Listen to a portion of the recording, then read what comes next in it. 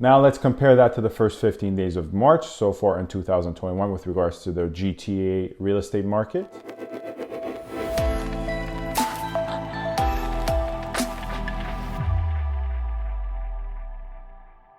Hello everyone, this is Sam from SaberiSixRealEstate and Remax Realtron Realty. As always, you can find my contact information in the description box. Furthermore, feel free to subscribe, comment, rate, and review if you happen to enjoy my videos. Your support in that regard is much appreciated.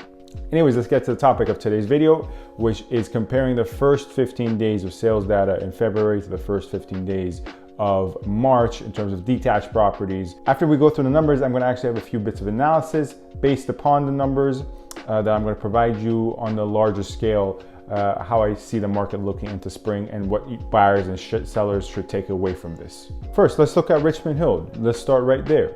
If we look at the first 15 days of February, we see an average asking price of $1.6 million for a detached property and an average sold price of $1.757 million.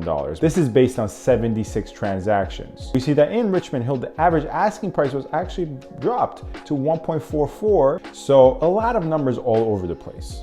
What can we glean from this? What can we derive from this? What should a prudent seller and buyer take away from this? And keep in mind, this is only Richmond Hill. So what we can derive from this, and the same trends actually consist in other areas, is first and foremost, when we enter into the spring market, inventory naturally increases. And when inventory increases, according to these numbers, it actually works against the sellers. Sellers, in my opinion, a prudent seller should be able to test the market right now, but they're best off in trying to sell the property in winter because there's so many bidding wars occurring right now.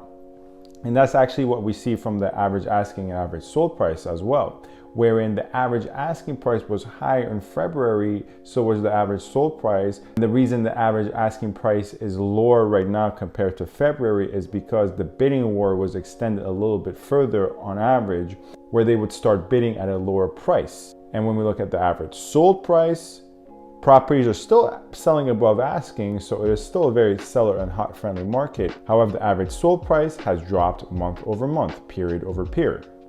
So in terms of sellers, they're best off, in my frank opinion, and this is on average. Let me clarify, right? If I speak to a seller, I see their property type might differ, their case, their finances, how much they have paid onto the property, how much equity they have on the property, what their goals are, if it's an investment property. All the specificities of your case makes a difference. But if we're taking a look at a larger scale on an average basis, sellers, in my opinion, are just marginally better off attempting to sell closer to winter, where inventory is lower and buyer demand, in my opinion, will stay as relatively high as it is now. And what should buyers, on the flip side, take away from this? There's good news and bad news.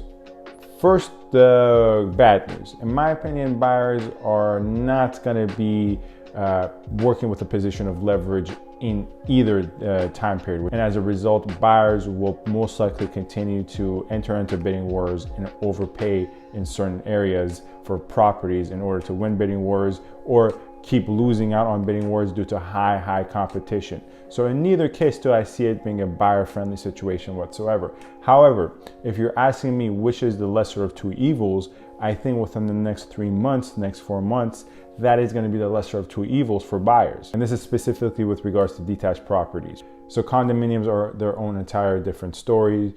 Semi-detached are obviously closer to detached properties. So their market is a little closer to detached properties as well. But when we're looking at specifically detached properties, buyers, I think, are marginally better off buying now, whereas sellers are marginally better off selling in the winter time. Anyways, that's Sam from SaberiSixRealEstate and Remax Realtron Realty. Thank you for watching my video. Feel free to subscribe, comment, like, and review, and stay safe. Thanks.